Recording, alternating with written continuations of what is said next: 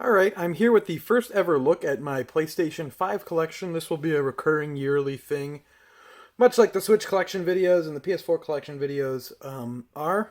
The modern consoles, the stuff that I'm actively buying stuff for and constantly getting new releases.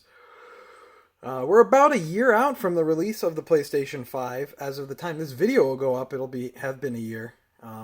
And I think it's been a really great first year. I was not crazy about the PlayStation 4 first year, but I really think that they have, especially in the times of a pandemic, they've really made this system worthwhile.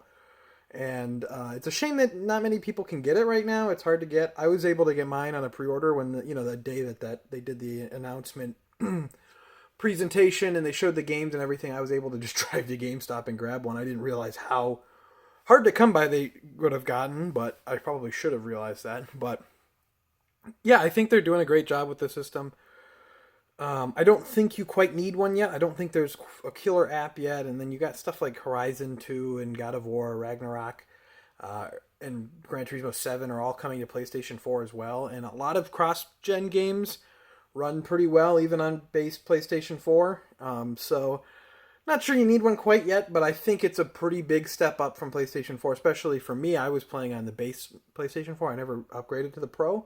So it's definitely been a big step up for me, and I use the system. This is probably the most I've ever used the system in the first year, with everything going on with, backwards compatibility with PlayStation 4 and the new titles. So I'll go through my PlayStation 5 exclusive titles. I will be doing PlayStation 4 collection video as well, as I do every year, and that one's going to be long. Last year's one was an hour long, but this one shouldn't be too long. And then I'll talk about some overall thoughts on the PlayStation 5 as I go as well. Starting off with a true bang. I don't even know. Balan Wonderworld. So everyone probably knows this one. This kind of was the big meme game of the year. Every year Square Enix has been coming out with. They publish one random game that everyone just scratches their head and it's like, what is this? They had Balan Wonderworld was this year. They had The Quiet Man. They had Left Alive. So this game is from Yuji Naka. They made a company at Square Enix called the Balan Company. I think they thought they were going to do more with this idea. The game was developed by Arzest, which is an immediate red flag. I think that they are not the best studio. They're known for like Yoshi's New Island. They used to be known as Artoon, and they did like the Blinks of Time Sweeper games and like some Club Penguin games. And they did Hey Pikmin as Arzest. Not exactly the best studio. And then when you combine it with being released on last gen, Switch, new gen, and just the pandemic in general, it's like this game was doomed.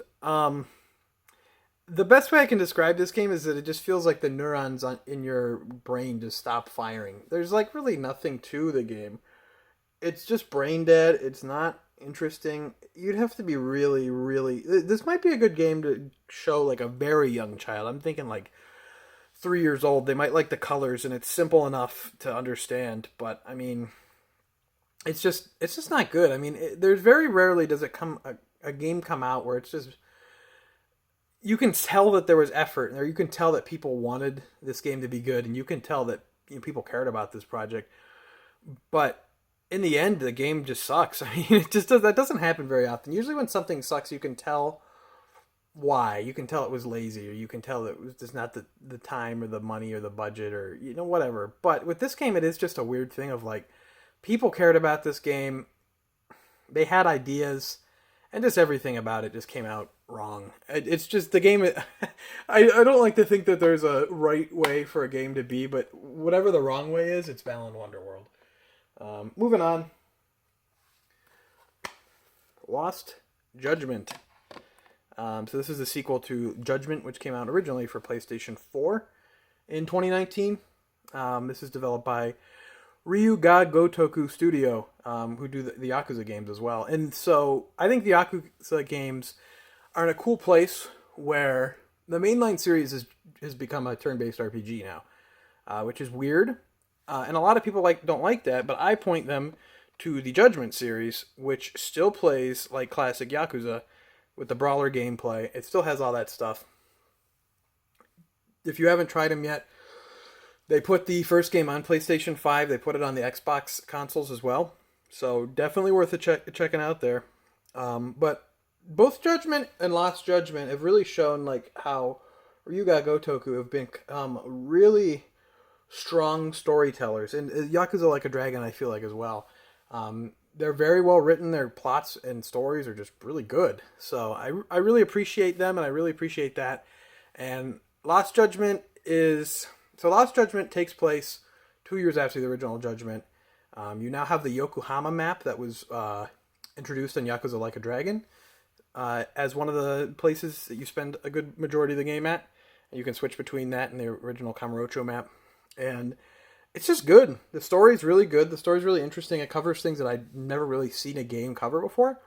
It's a genuinely interesting murder mystery type game. And I just think it's great. And I'm really impressed. Dragon Engine on PS5.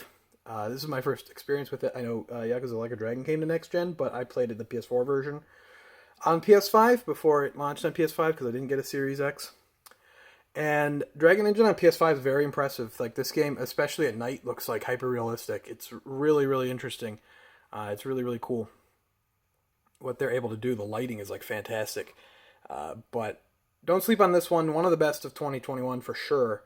And there's you get to ride a skateboard in this game, and there's really cool rumble feature in this game where it genuinely sounds and feels like a skateboard feels in the controller. When you're skateboarding. And I think I've not seen anyone mention this before, but it's really cool little detail that I think has gone overlooked. But Lost Judgment, definitely check it out. And if you're interested in the Judgment games, but you're kind of, intimidated by the Yakuza series, you do not need to play the Yakuza series at all to play these games. There might be like fleeting references to lore in the Yakuza games, but it'll be explained. So keep that in mind. I definitely recommend both of those games. The first game is also great as well. Moving on, probably the biggest surprise I've had in a while. Just finished this one up recently. Guardians of the Galaxy. So I played the Avengers game a little bit. I kind of liked it at first. I was like, oh, this is a cool single-player Tomb Raider-esque Avengers game. This isn't bad. And then the game gets to a point where it's like, oh, select your loadout. We're going on a raid or whatever. And I'm like, oh. So that game was just, I don't know, a half-baked Destiny clone in a way. In a lot of ways, at least. Not quite gameplay-wise, but systems-wise. And this game is what people actually wanted. It's a single-player, third-person action game. And it's really, really great. I mean, Eidos Montreal, I'm not too familiar. I played... what was their Tomb Raider? They did Shadow of the Tomb Raider, the third one. I played that. I didn't finish it, but I did play that, and I thought it was good. I played a little bit of the first Deus Ex game like a long time ago, but it didn't really stick with me. So I wasn't really familiar like what they're capable of doing. But I was really impressed with this game. I think it's great, and it definitely is in that pantheon of the Marvel SpiderMan game from Insomniac. It definitely ranks up there as like one of the best superhero games. And I was just genuinely surprised when they were showing this game off. They first officially announced it at E3, and the game had been rumored since like 2017, I think. People had been talking about, oh, Eidos Montreal is doing a Guardians of the Galaxy game. And I was just kind of like, when they showed it at E3, I was like, okay, it looks like it could be cool, but this gameplay demonstration that's going on really long, it's like in like the second chapter of the game, I think. It's going on really long, and it's not really that interesting. And this is one of the rare, like, single-player games. It's about 15 hours long, and it's one of the rare games that just continues to get better. Most, you think of Uncharted, or you think of something like that, and this game's somewhat similar to Uncharted, but the combat's completely different, obviously. There's usually a peak. Or the game starts off strong, maybe falters in the middle, and then gets good at the end. This game, I just feel like it continues ramping up and continues getting great, and then it ends on a high note. A lot of games, I end the game, and I'm like, I'm annoyed with this one. All right. But this game, I just think it genuinely just ended on a high note. I think it's great. I think it's really, really well written. I think it's funny. I think it does a good job with... taking some familiar aspects from the movies, but for the most part, it's its own thing. It touches on lore that's not been touched on the movies yet. It brings in characters that have never been touched on in the movies. While also, taking that stuff that you'll be familiar with from the movies. But I really liked it. I really thought it was great. It's visually really great. The animation is incredible. Like, this is a really high production value game. The animations on the characters are incredible, and the acting was great. The writing was really good. I feel like whoever made the marketing materials for this game and made it so it looked like kind of cringe and really unfunny did this game a huge disservice, because it's not that at all once you get into it. And I highly recommend it. It's also on PS4 and the Xbox consoles as well. And I highly recommend it. I think it's great. And talking Marvel again real quick, we got here Miles Morales, Spider-Man Miles Morales. And it's a great follow-up to the original game. I mean, it is a kind of a Lost Legacy style smaller game compared to the original game. I think the original game is one of PS4's best, and I think this game is really strong as well. It's a much shorter game. It's about probably half the length of the original game, and I don't think it's as good story-wise as the original one, at least in my opinion. I don't think it's quite as strong, maybe mission-wise, but I cleared out the map on this game completely organically. I was just having fun playing the game, and I was like, oh, I've done everything. I've never done that in a game before, where I'm like, all right, let's just kind of go to the markers, swing around, and clear some stuff off the map, get some objectives done. And then I cleared the game, the game map, and I'm like, oh, okay, that's kind of nice. But yeah, I think this is a great, really strong game as well, and it looks incredible. I'm always really impressed with Insomniac and what they were able to do with, the open world New York City, and how detailed it is.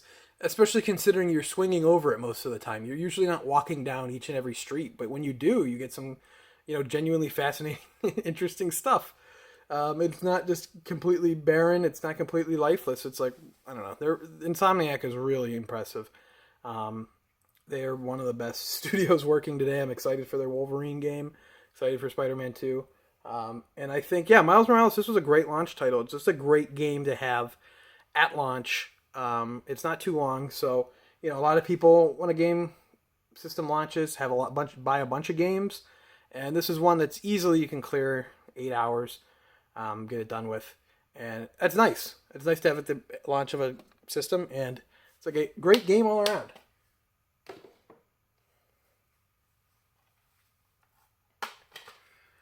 We got here Ratchet and Clank Rift Apart, another Insomniac title. This is another one I had a good time with. I don't think it's like as funny as the older Ratchet and Clank games. I feel like those games are more funny. But overall, I think it's really good. I had a great time with it. Visually, it's really impressive visually. I remember they were always saying, especially starting like the PlayStation 3 era, where they're like, this looks like a Pixar movie. This looks like a Pixar movie. And it's kind of like, all right, sure it does. Not really, but when you get to this game, this does actually look kind of like a theatrical film, brought to like a theatrical animated film that you're playing. It's really impressive. It looks really great. It plays well. It's really fun. Ratchet and Clank's always been pretty fun, with all the weapons and stuff and the combat. The environmental design is really cool, and that's something I wanted to bring up. Going back for a second with Guardians of the Galaxy, that game has I'm gonna just go into Guardians of the Galaxy again. The game has some of the coolest environmental design I've ever seen. Like, some of the levels and stages are like nothing I've ever seen in a game before, and it's really unique. But back to Ratchet and Clank, I had a good time with it. I think it was a lot of fun. Once again, Insomniac killing it. Sony bought them for $229 million, and you see them already within the first year put out Miles Morales in this game, with Spider-Man 2 and Wolverine within probably the next. By 2023, I would imagine both those games will be out by the end of 2023. So, within your first 3 years of your system being out, they pumped out 4 really great games. And I think, they're an important studio for Sony now. And $229 million for that studio is incredible, considering the price that some of these studios are going for now. Over, $1 billion range for studios that I think are far lesser than Insomniac. But had a great time with Ratchet and Clank Rift Apart. And I think it is, if you have a PlayStation 5, I think it's a must-play. I don't think it's quite a killer app that you need to go out and buy a PlayStation 5 for. for $500 or more if you buy a scalped console. But I think if you have one, I think it's one definitely worth picking up. Probably my favorite game of the year so far, Resident Evil Village. So another one that's also on PlayStation 4 and of course, on the Xbox Series as well. And I thought Resident Evil Village was great. So I went back earlier this year actually. I'd played like the opening section of Resident Evil 7, but I never finished it. So I went back earlier this year in January and played through that game. And that game is so good. I mean, that game is just so good. And this game, I really like what they did with this game. So they kept the first person. They kept a lot of elements. They kept the main character, obviously. But they took it in a completely different direction. So it's like 7 and 8, you can definitely tell, or you can tell 8 is a sequel to 7, but they both have their own merits and they're both their different thing. And I really think that's really just fantastic. Resident Evil 7 is a lot like Resident Evil 1. Resident Evil Village, Resident Evil 8, is a lot like Resident Evil 4. I do think that this game has some kind of odd pacing. I think that it would have been a better game and a stronger game if some of the areas were kind of switched up. And I don't want to go into spoilers too much, but there's like 4 main antagonist characters that you have to go to their kind of area before you go to, the final boss type area. So, one of them, of course, the castle that we all know with the big, the big tall lady that the internet loves. And then there's a really cool like psychological horror section in a house. So you got like the 2 horror sections kind of right next to each other, and then you get the 2 action sections right next to each other. So I feel like it could have maybe been switched up a little bit there, but this game has some great moments. I think that it is significantly weaker in the second half of the game than it is in the first half of the game. And I think that probably anyone who played the game would agree. But the castle segment is so good. That psychological horror... I mean, that castle segment is a 10 out of 10 Resident Evil segment. It's so good. And then the psychological horror place is also, a 10 out of 10 Resident Evil section. And everything else I feel is like a solid, oh yeah, that was pretty good. But not nearly as good as those that, the opening half. But overall, still a fantastic game. And I don't know. It's hard to say whether or not I like it more than 7 because they're just so different, but they're also the same. It's just such a great way that they took the series. And I think the series is in a really exciting place because they can do the remakes and stay with that, over the shoulder. They can do the mainline, this current mainline trilogy, go to 9 and have it first person again. And then if they want to do the action-based like 5 and 6, they can do the Revelation series. And they have the Switch game that's been rumored for a while. The Switch Resident Evil exclusive game, which seems to be like that. So I think they're in a really cool place with this. And if you've not played Resident Evil 8, highly recommended. Not as scary as 7, though, I'll say that much. I don't think Resident Evil 8 is very scary except for that psychological horror section. And I don't want to spoil it, that's why I'm being vague. Returnal.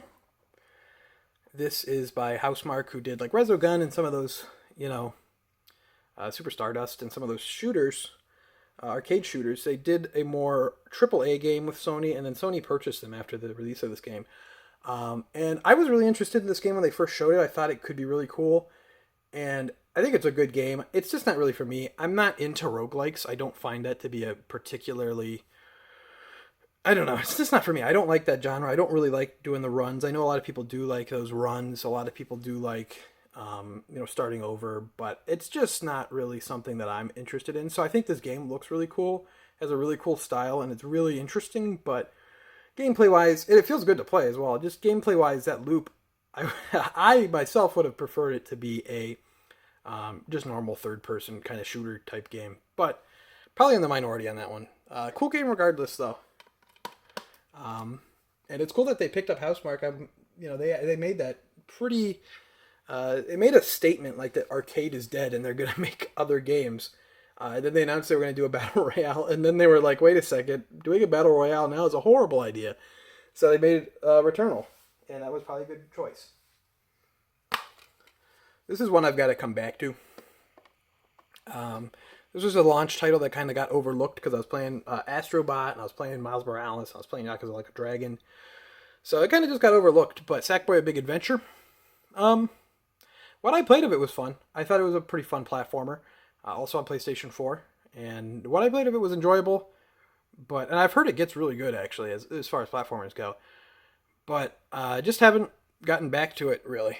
Maybe it could be a good co-op game. I've heard it's enjoyable in co-op. They didn't add the co-op, I don't think, until later either. So something to consider.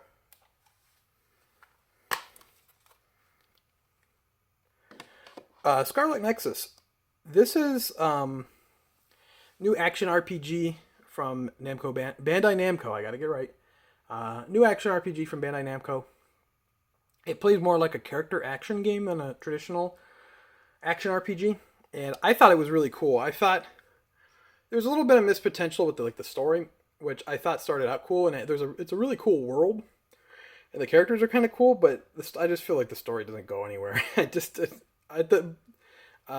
still in I think I'm in the last chapter or the second to last chapter. I need to just throw on this game, dedicate a few hours to just finishing it before I forget completely how to play it. But I thought the combat in this game is awesome. The combat in this game is really good. So you have telekinesis powers, so you can throw stuff around with the triggers, and you have your party members that you can use their abilities to weaken in a specific way, so weaken the enemy.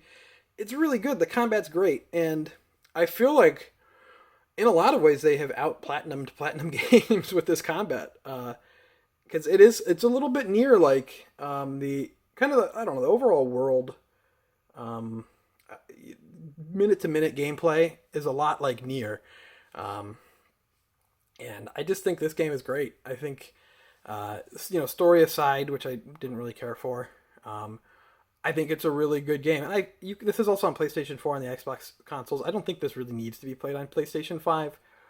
The port wasn't even really very well optimized. I don't think the load screens are far too long for a PlayStation 5 game. It felt like I was just playing a PlayStation 4 game on there. It takes a long time to save for some reason, so I don't think it's really optimized for PlayStation 5, so you could probably just play it on PlayStation 4 if you don't have one, but would recommend this one. You can get it it came out in June. You can get it for $30 now. It might even be cheaper than that coming up on Black Friday soon, but highly recommended for me. I think it's really good. I think it's really fun, and also just visually it's really unique. It's really interesting. The designs of the enemies are really cool. And just visually in general, it's a very interesting game. Definitely unique. I think a lot of people have compared it to Astral Chain, which it does. It's kind of like that in the anime. It's like anime cyberpunk in a sense, but I feel like it's certainly different to Astral Chain. Then finally, and with a little bit of a whimper, Tales of Arise. I picked this up. I've not gotten the chance to play it yet. This is probably what I'm going to play at the beginning of the year. Once the kind of new releases quiet down for me, I don't foresee picking anything up in the first couple months of the year. So this is going to be my beginning of the year game for sure. And I'm looking forward to playing it. I've heard good things, but I've not gotten to it yet. So kind of ending lamely, but it is what it is, I suppose. But that's it. That is the PlayStation 5 collection for 2021. I think 10 games there. Interested to see how it'll grow. 10 games for the first year of a system is pretty good, I think. I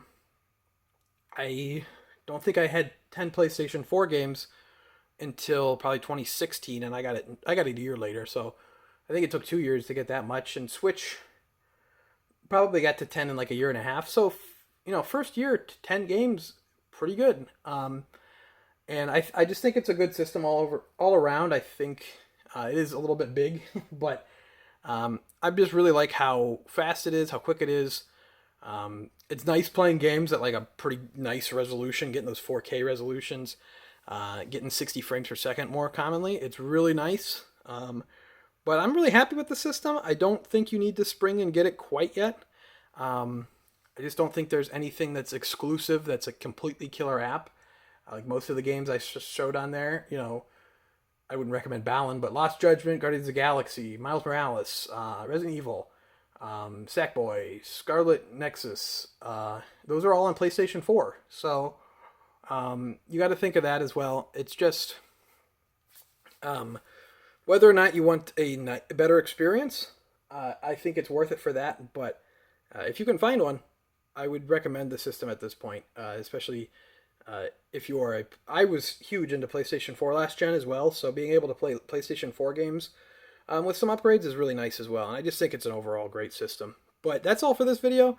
Make sure to leave a like if you enjoyed. Comment down below with what PlayStation 5 games you have or what you've been playing on there. Your thoughts on my collection or whatever. Subscribe if you're already subscribed. And follow me on Twitter, Objo Gaming. Until next time, I'd like to thank you for